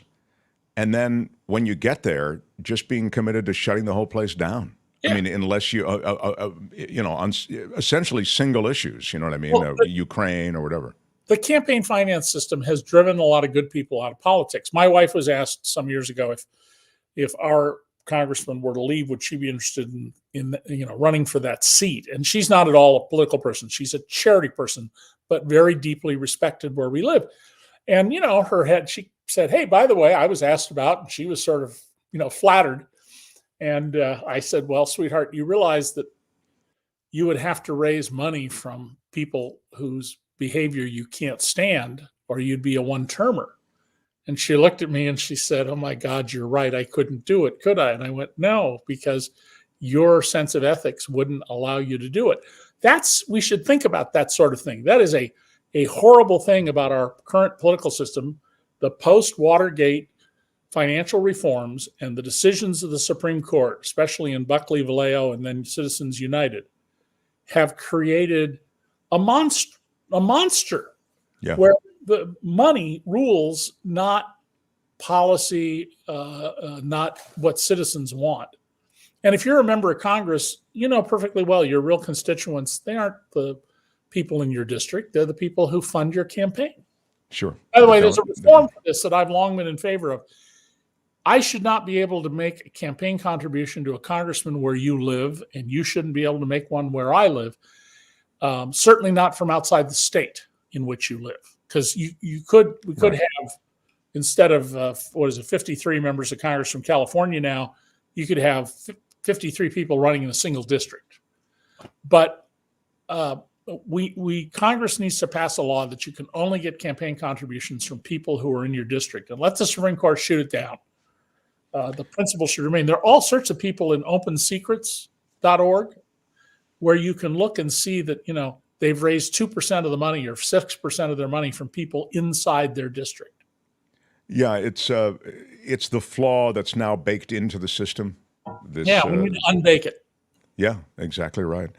David, that's all the time we've got for today. I look forward to more. I mean, what's happening, as you say, it may be happening not in the order it should be, because maybe the document case should be first, but the Trump court cases are click-clacking along, and Cohen in the fraud case, which you've written so much about, the way that Trump has inflated properties and played insurance companies and played Deutsche Bank. Yeah, exactly. You've written chapter and verse literally on that.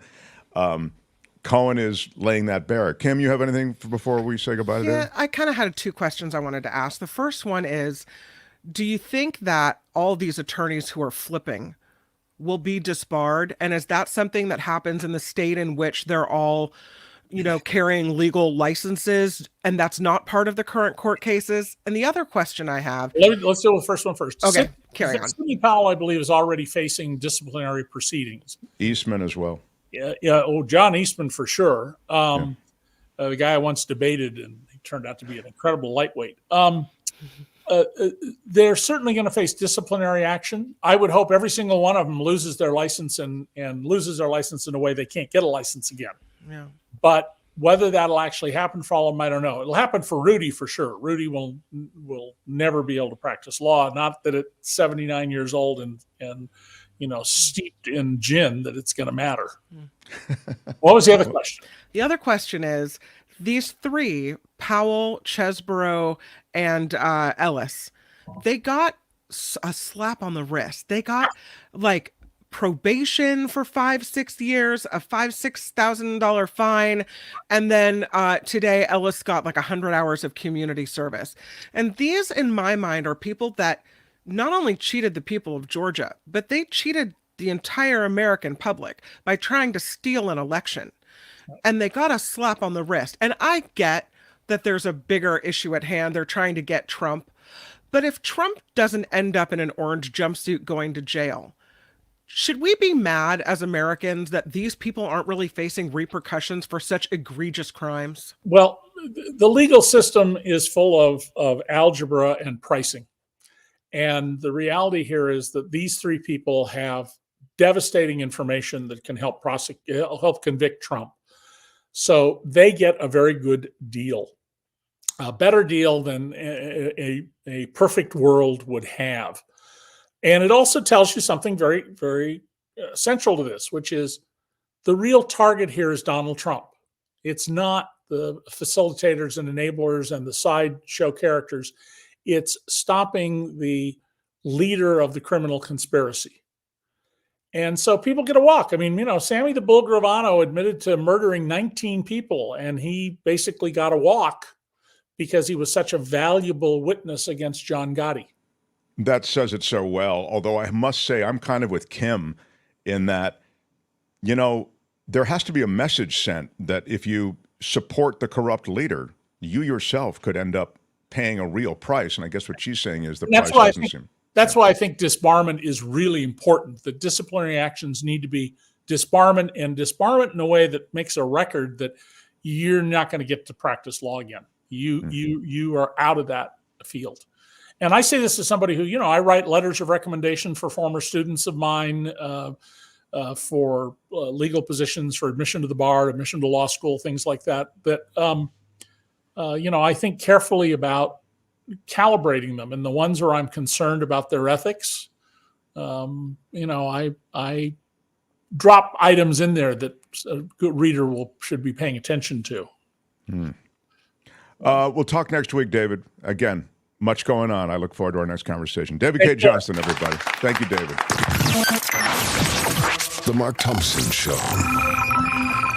Always great to visit with David Cay Johnston. Yeah, Michael Cohen saying essentially what we knew, which is that, and this is today in his testimony, that Trump arbitrarily made numbers up that valued the company's holdings at whatever Trump said, and essentially that was what Cohen was supposed to do. He said we have to reverse engineer the various asset classes and increase assets in order to achieve the number that Trump tasked us. And apparently when he said that in the courtroom, Trump's face turned bright red, like he was mad, really mad. Yeah. Yeah. He said he and one-time Trump Organization Chief Financial Officer Alan Weisselberg would mark up line items by hand using red ink in Trump's financial statements after he told him the numbers were too low. So Trump would say, you got to raise these numbers and, quote, he would say, I'm actually not worth $4.5 billion. I'm really worth more like $6 billion. So they had to change those financial statements to measure up to the $6 billion that Trump described. Anyway, this is what's happening today in that fraud trial. And again, he's already been found guilty, and they'll be appealing it. But Cohen's, and if you haven't read Cohen's book, Cohen's description of what's going on is again, what we've sort of known, but it's still interesting to hear. If you haven't read Cohen's book, Cohen's written 2 books. I've only read one of them. But the first one that he came up with describes how Cohen was like this hatchet man, muscle guy who Trump would turn loose on anybody that Trump didn't want to pay. He wanted to get out of a contract. Cohen would just open up a blast of the most vile, threatening kind of stuff on phone calls and would even go to various offices. And this is the Michael Cohen that, found the light and is now testifying against his boss. But he also speaks about how he became sort of in the thrall of Trump. He was completely sucked in. And as I've said before, he apologizes throughout the book for that being the case. But he says he is, very mobster-like and charming in his own way. And you get drawn in, and before you know it, you go, oh, my God, I'm hip deep in this stuff, and I don't know how to get out. So that's the latest on the Cohen testimony. Smash the like button like a boss. Smash it with your iron rod. Yeah, it helps us in the YouTube universe if you hit the thumbs up, so thank you for that. Yeah. And we are a crowd-funded show, so I wanted to thank those who have already contributed to our little effort, since we are crowd-funded. I'm talking about... This isn't no little effort. This is a big effort. Yeah, it is. It feels like a bigger effort sometimes than other times. Beth Farmer for 20. Come on, Beth. Big shout out. Big shout out. Hey, who among us, 2,000 watchers, are going to pitch in with me? Yeah, we got people watching right now, close to 2,000. And thank you for Beth leading the charge with a quick 20. And I want to say thank you so much. Thank you so much. Yes, really special. Also, Pinky. Pinky is $1 a day. Thank you, Pinky. Big shout out. Mm-hmm. Appreciate that. All of you who support us, and if you want to support the show on an ongoing basis, visit the markthompsonshow.com. You have to put the in there, themarkthompsonshow.com. Click on Patreon or PayPal, throw a couple of bucks a month, whatever you can afford. That's how we stay on. We have no sponsors in any substantial way that would keep us here, so we need the audience to help us. When we come back after Kim's news, I do want to get to Cenk going off on the Piers Morgan show last night. It's something that has been talked about in the chat, and I will talk about it here. I've been in touch with Cenk already this morning. He is going to come on the show, not today, but he will be on soon. And never thought that this Piers Cenk thing would go so viral, but it very much pertains to what's going on in the Middle East and the dilemma that Israel finds itself in. So, and that the world finds itself in, I might add. So we'll get to that following Kim's news. Again, smash the like button. Mark Thompson Show. The Mark Thompson Show.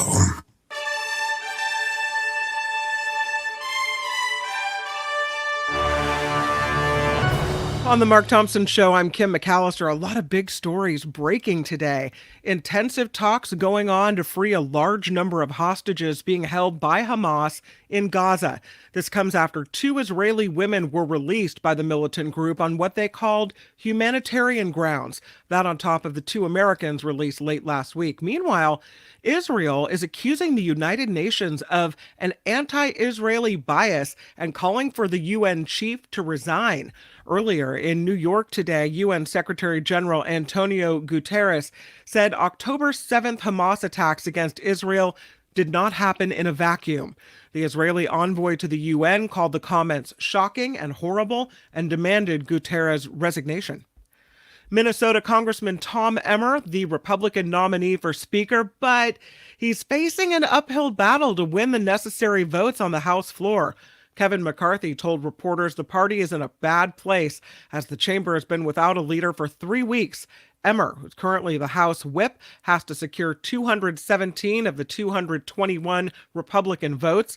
House GOP Emmer's bid, though, said to be on the verge of collapse already. This because of opposition from the right flank of his conference over past votes on fiscal and social issues and fresh attacks waged by former President Trump. That according to multiple Republicans. Trump calling everyone, saying, "Don't vote for Emmer." Doesn't look good. Another one of former President Trump's co-defendants in his Georgia election interference case pleading guilty, Jenna Ellis, as Mark mentioned, one of Trump's former campaign lawyers, struck a plea deal with prosecutors. Court documents show Ellis pleaded guilty to 1 count of aiding and abetting false statements and writings. 7 people are dead, at least 25 injured after a super fog in Louisiana caused a multi-car pileup. This crash involved about 160 vehicles. The super fog was caused by smoke from marsh fires in the area, leaving visibility near zero in some places. We get Tule fog in California, as you know, which is, if anybody's really dealt with bad Tule fog situations, you know it can be that intense. It's like a whiteout. You cannot see anything. And that's exactly what happened to those poor souls who ended up with, that situation you described. Some more information about that off-duty airline pilot who's accused of trying to crash a plane headed for SFO. He's scheduled to be arraigned in a courtroom in Oregon this afternoon. 44-year-old Joseph Emerson from Pleasant Hill facing 83 charges of attempted murder. And according to court documents, Emerson told police he hadn't slept in 40 hours and he started suffering from depression 6 months ago. He also told flight attendants, allegedly, to restrain him, told police he was having a nervous breakdown, discussed use of psychedelic mushrooms, and said he thought he was dreaming and he just wanted to wake up. Soon after takeoff, officials say Emerson tried twice to put the plane in danger. First, trying to cut the plane's engines by pulling the fire extinguisher handles known as the T handles. After that failed, he allegedly tried to open an emergency door during the aircraft descent. He was handcuffed to a seat eventually as the flight was diverted to Portland, Oregon.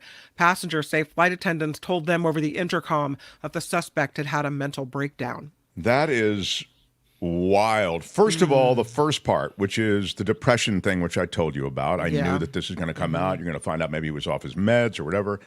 But the other thing is that he requested being restrained, restrain me because I can't be trusted right now right?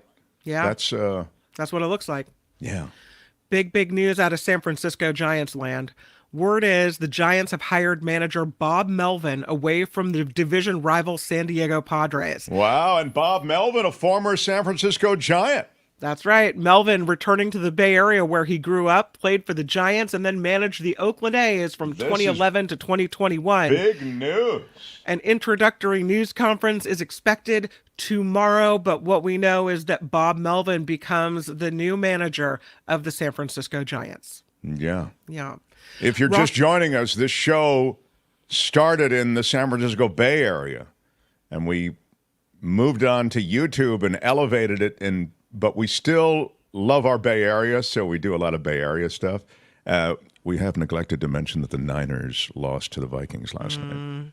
That's a bummer. Please continue. Rock and Roll Hall of Famers Green Day releasing a new album early next year. The California band announcing Saviors will drop January 19th of next year. The group also released the first single, The American Dream Is Killing Me, to preview the upcoming album. Wow. There's never been anything like this. All right, well, the American Dream is killing all of us, I'll tell you. This report is sponsored by Coachella Valley Coffee. You can get 10% off. It's an exclusive Mark Thompson Show discount for what he says is the best coffee he's ever had. It is the best coffee I've ever tasted, and it's not because they were sponsors. If you're new, I'm delighted that they've come on as sponsors, but I've been drinking their coffee over the last 3 years, and maybe, about 3.5 years. And I used to tell people, this is the best coffee I've ever tasted. And I'm ordering this coffee in the corner and I go, hey, you know, maybe we wouldn't mind being sponsors like for one of the newscasts or something on your show and giving people a 10% discount. And so they've done it. Now, Courtney loves the tea. I do too. I love the coffee. So it's CoachellaValleyCoffee.com. And when you check out, use the discount code MARKT. You get 10% off everything. It's all hand roasted and it's fresh grow, fresh crop. That's why those beans are so special. So pick the one that you like the best. I'm Kim McAllister. This is The Mark Thompson Show. Hi, Mark. How are you? It's Arnold Schwarzenegger. Listen, congratulations and all this type of things on the 1-year anniversary and all this of your little radio show that you do from under your bed or whatever in your basement or whatever, I don't know. But not only are you a fantastic broadcaster with the microphone and all that, but more important, I would say that it is more important that you are standing during your show, that at your age, that you remain upright, because you have to keep the blood circulating and all that, right? There's no two ways about it. You know, otherwise, you know, you don't want to die during your show. Although this might be good for your ratings, right? Yeah, I love it. But listen, let me tell you, congratulations on a fantastic job again. And also, don't forget to pick up my brand new book, Be Useful, 7 Tools for Life from Penguin Press. It's available in all major bookstores and all the platforms. What's the matter with you? Go buy it. Buy my book. Buy it now. All right. Yeah. Oh, my God. The Mark Thompson Show. It was great. I loved it. How would you handle this? We could try ignoring it, sir. Morning. You cannot say you love your country. Where are my weed smokers at? Stay at home and get baked. Welcome, everybody. Welcome, everyone who is here. Smash that like button like a boss. Smash it with your iron rod. Smash it with your iron rod. Yeah. If you do one thing in this life, smash that like button. Smash it with your iron rod. I don't know why it's important either, but it is. And subscribe to this channel. That also helps us. A story before I get to Cenk and Piers Morgan. A story about more and more Americans without access to the thing that we don't do that the rest of the world does do, healthcare. America's pharmacy deserts are increasing because of what? The shutting down of all of these pharmacies, Walgreens, CVS, Rite Aid. It leaves millions without access to health care. Rite Aid saying that it's going to close 150 of its 2,100 U.S. locations. They filed for Chapter 11. You know, the story on that has to do with, in the case of Rite Aid, wanting to make it harder for the lawsuits that are associated with opioids to gain any kind of foothold in getting money out of Rite Aid. That's what's going on with that. But anyway, they're closing. So they've been unable to settle those lawsuits, and the lawsuits involved overprescribing the opioids. And so anyway, that they're closing down. So you end up with a bunch of these drugstore chains slashing their locations. And according to JAMA, there are pharmacy deserts that are popping up all over America. And because of that, more and more people are without health care. Of course, you know, those communities that are most affected are the underserved communities already. CVS set to close the doors on 900 of its stores, 10% of all of its stores. They're coming to the end of this policy that they launched in 2021, where they'll see 300 stores closed each year. So that'll be a 900 total by the end of next year. And you just realize that between retail theft, which is a real thing, and these lawsuits, it gets harder and harder for them to keep the doors open. They say Walgreens is going to close 150 stores next year. by the end of next year. And these pharmacy deserts are the real thing. So more and more people are going to have to go online to get advice and any kind of health care, and just getting medicines is going to not only be expensive, it's going to be harder. Yeah. So that's the story on the closures as they affect more and more people in America beyond just the retail community and the changing nature of the urban landscape. Now, that's that. The Mark Thompson I did Show. want to touch on this this thing off of Piers Morgan's show. Cenk Uyger, who is the founder of the Young Turks, founded it with a couple of other guys. Well, how long has the Young Turks been around, Tony? I want to say it's been like 30 years or something. It's Am been I wrong? a while, yeah. Yeah. But what was their original platform? They weren't always on Google YouTube, it. right? They were on you. They were the original news show on YouTube. Yeah, one of the first. Yeah. And they are the largest online news program in the world, TYT. And they're amazing. I think they do a great job. And Cenk is a highly principled guy. I have mad respect for him. So he goes on Piers Morgan and gets into it with Piers Morgan about the fact that essentially in the story of the atrocities that were perpetrated by Hamas, the atrocities that are going to be perpetrated by the Israeli military in trying to root out Hamas are not being appropriately reported or focused on. And then he goes into the fact that, and the atrocities that have gone on in Gaza and territories controlled by Israel, they've been underreported. So he really gets into throwing heat, and it's become something of a viral sensation. I wanted to share it with you just in case you hadn't seen it, and then I'll comment on the other side. Go ahead.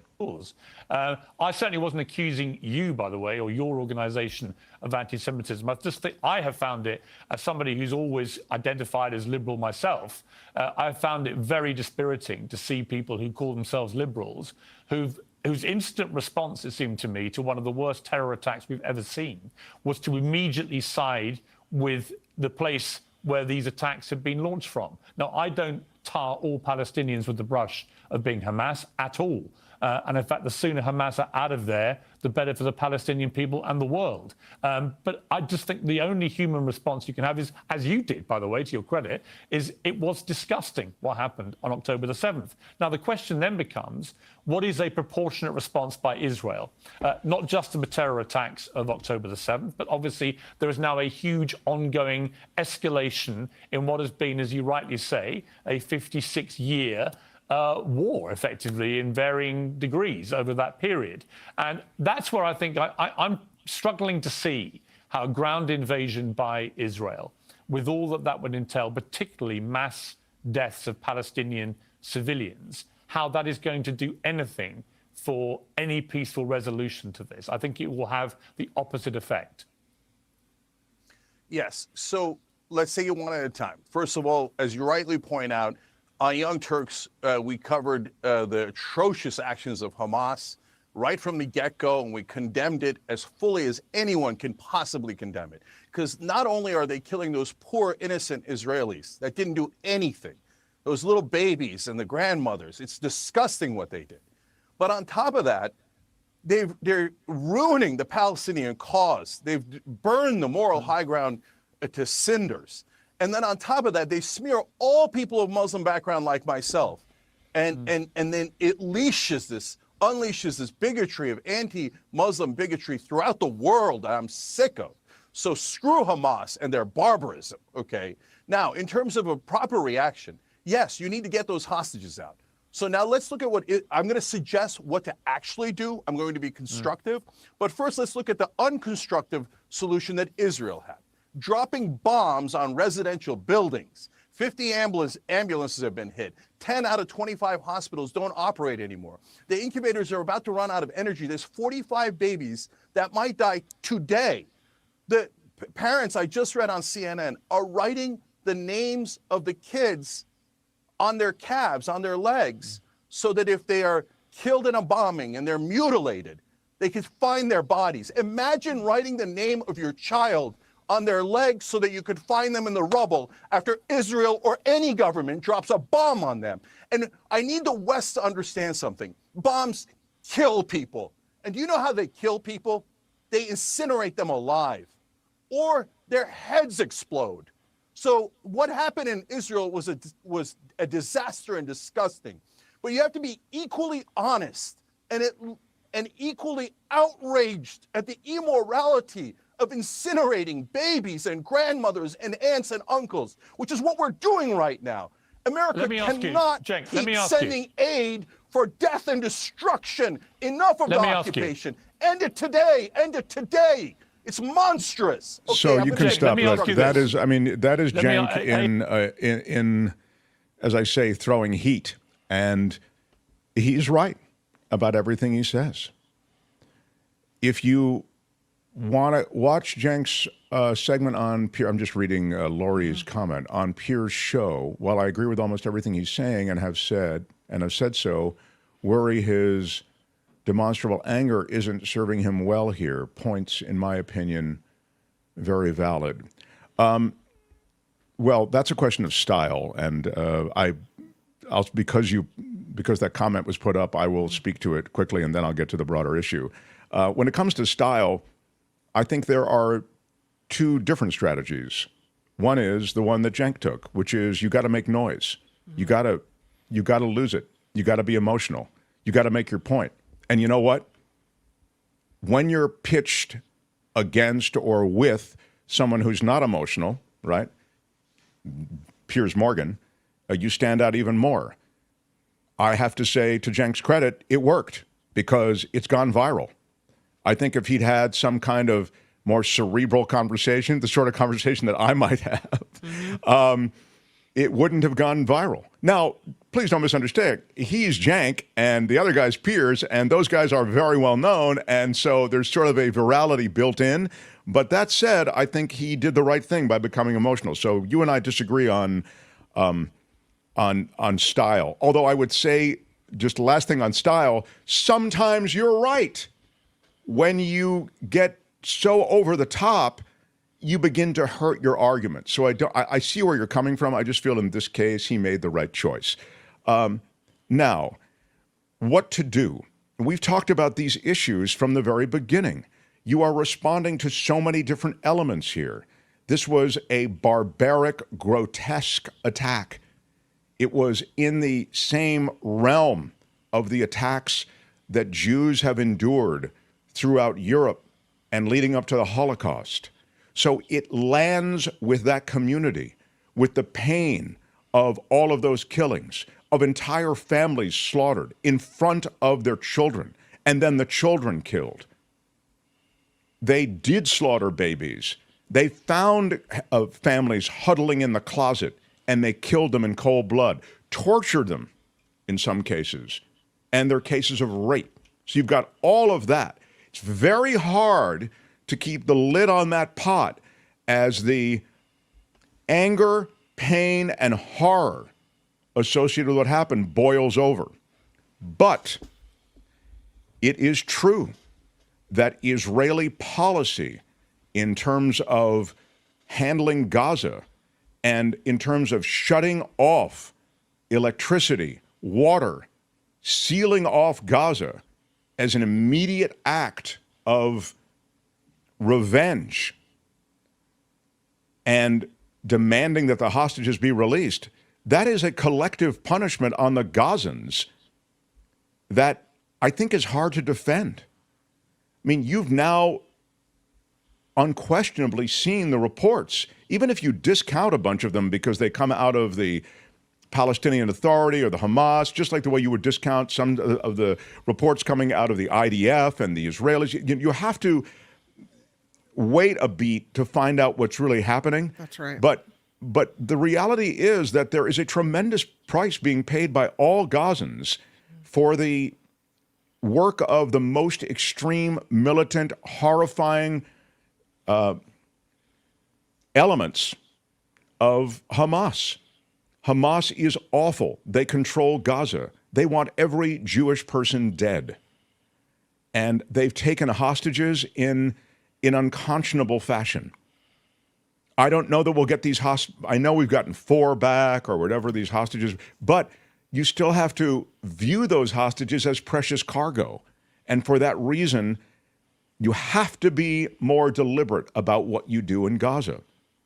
But back to the first point, shutting off electricity and water, it does involve a collective punishment that is, I understand that it's coming from this place where you need to do something, but that is a huge price that you're asking everyone in Gaza. There are babies and little ones and families in Gaza. Now, they may grow up hating Israel. That's another problem. But the notion that you can do something that threatens all of their lives and actually might end many lives, that's a really, really difficult position to defend. And so I understand how you fight Hamas is tough. Here's Julie saying, Hamas does not value human life, even their own. How do you fight that enemy? And that's been the story with terrorists from the very beginning, particularly out of the Middle East. How do you fight terrorists who value not only do they not value the lives of the people that they're killing, but they don't value their own life? Well, and how do you ever start a conversation toward peace with someone who's one of the tenets of their organization is they want you dead, right? I mean, how do you get even started a common place if their whole point is to exterminate you? Right. And I think that is the problem, although I will say this. There have been negotiations in the Middle East on the part of Israel with many of the Arab states who were swearing to Israel's destruction before. It is possible. Now, I think Hamas is a terrorist group defined by barbarism and defined by killing civilians. That's their whole deal. They've killed civilians from the very beginning. They killed civilians at bus stops, at coffee shops. They killed civilians in synagogues. They've mowed down civilians in the same way they mowed them down on that October 7th. They slaughtered those people, most of them peaceniks who went to that concert. They went house to house and slaughtered all of these Israeli and Jewish families. Many of them were peaceniks also. It's now been revealed that they had maps. They knew exactly what they were doing. They were given secret information, in effect, as to Israeli positions, military positions, positions of the kibbutz and various homes on the kibbutz. They had a plan. They knew exactly how long it would take for the military to come back. And actually, the military didn't come back even in that time frame. So Israel dropped the ball on protecting their own citizens. But that is the group with blood on their hands. And that's horrifying. I mean, it's inconceivably awful. And then hostages taken on top of that. I don't know what you do in this moment. I think what you do is you try to go in with special force units. You try to go in with essentially targeted incursions to try to get these hostages out. You have to do something. You absolutely have to do something. But as I mentioned at the beginning of the show, the word on the Israeli street, from what I'm reading, is that after a couple of days here, between October 7th and now, the Israeli street, many people want the response to be more targeted, more circumspect, more careful. And so the wrong guy for that is Netanyahu. There's nothing careful about Netanyahu. He's been reckless and aggressive from the start. So we have the wrong parties in control, Hamas and Netanyahu. And, what may happen going forward is, anybody's guess. But that's the word on Cenk. We play a little bit of it. And, I have immense respect for him. And I'm sorry, but Israel is not blameless here. From the very start, their land was set up by displacing Palestinians. Legal terrorism is shaded by the term self-defense, and that's from Harold. Yeah, Harold, I would say to you what I've said before, which is you're not wrong. People were displaced. But again, it, I think, is a very tough position to take because we're here now because people were displaced. Right here, where I am and where you are, people were displaced. Okay? So if all of a sudden I came to you and I said, well, you know, there are Native Americans who lay claim to where you are, this particular parcel. I mean, actually, your address is on this. You would go, well, I don't know what happened a long time ago. I had nothing to do with that. You know, that may seem like a simplistic argument, but that really is the case. All of us are living places where likely people were displaced. Native peoples, indigenous peoples are displaced. I'm not justifying it. I'm explaining it. So when someone says, well, they displaced somebody to form that state, no S, man. Everybody was displaced to form a state. Mm-hmm. We didn't just, again, it's when you walk into the movie. And so I understand what you're saying, but I'll go to something else. Forget about what I just said. So what do you want to do? Have the Israelis just pack up and move to Montana? Florida probably would be a better one. Or you want the Palestinians to pack up and move to Montana or Florida? Yeah. No, Mark, I want Israel to pack up and the Palestinians will move into Israel. Really? Do you think that's going to happen? It's absurd.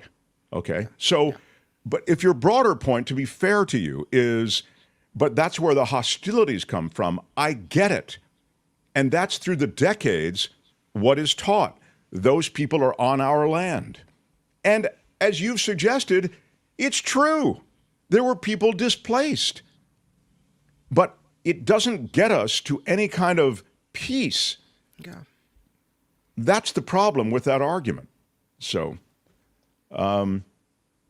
anyway, I had hoped that we could solve this whole Middle East thing in about 15 minutes, which is all the time that I allowed for this. Really unfortunate. Maybe you could try again tomorrow, do a little better. Yeah, I will.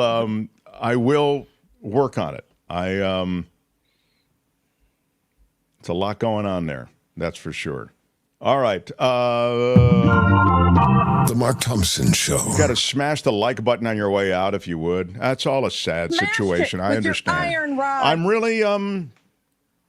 I'm really downcast about it. I really am. I think it's a real problem. Omar, what up with a 10 spot? How about it, Omar, with a super sticker? Big shout out. Omar, is he new? It looks like it. Love you, Omar. Want to say thank you so much, Omar. Thank you so much. And Vilma, veteran of the show, great supporter of the show, regular contributor. Thank you, Vilma. Big shout out. Big shout out. Mm-hmm. Spencer Jaffe, another regular. Thank you, Spencer, for the $10. Big shout out. And Harry.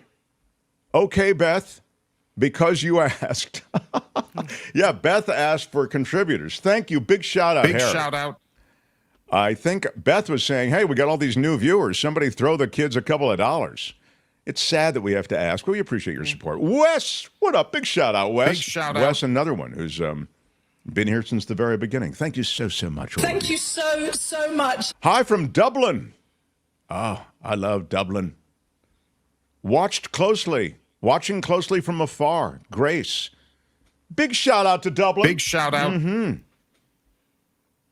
And thank you so much. Thank you so much. Spread the word in Dublin. Yeah. Who do we have who's Irish on the show? Don't we have, I think John Daly's half Irish. Yeah. Yeah. So we're with you. I'm Scottish. That doesn't count. No, close. No, yeah. Close. But Kim? Yes. I've loved our time together. Can you It's tell been the nice. kids looking in for the first time what is on the show tomorrow, please? Tomorrow, we actually have the horror, Horror, horror king, Jeff Dixon, coming by the show. Oh, That's yes! really exciting. Yes, we do. That's right. There's never been anything like this. I think that's right. There's never been anything like the Horror King. If you want a change of gears for a moment, he will tell you the scariest movies. They're not all horror. They're kind of psychological horror, thriller. So get your faves for the Halloween holiday for tomorrow. And John Rothman, of course, coming on the Mark Thompson Show tomorrow as well. And Rothman will talk Middle East with John. So that's huge. John should be here halfway through the first hour. Yeah. So it's Dixon, Rothman, and then all the day's events and beyond. Right. Yeah. Loving it. Thanks, everybody, for being here. And now the great Shadow Stevens. I'm Shadow Stevens for the Mark Thompson Show. Bye-bye. The After Party Live starts now. I'll write it and we'll do it live. On the After Party Live station. Thanks, everyone. Till tomorrow. Bye-bye.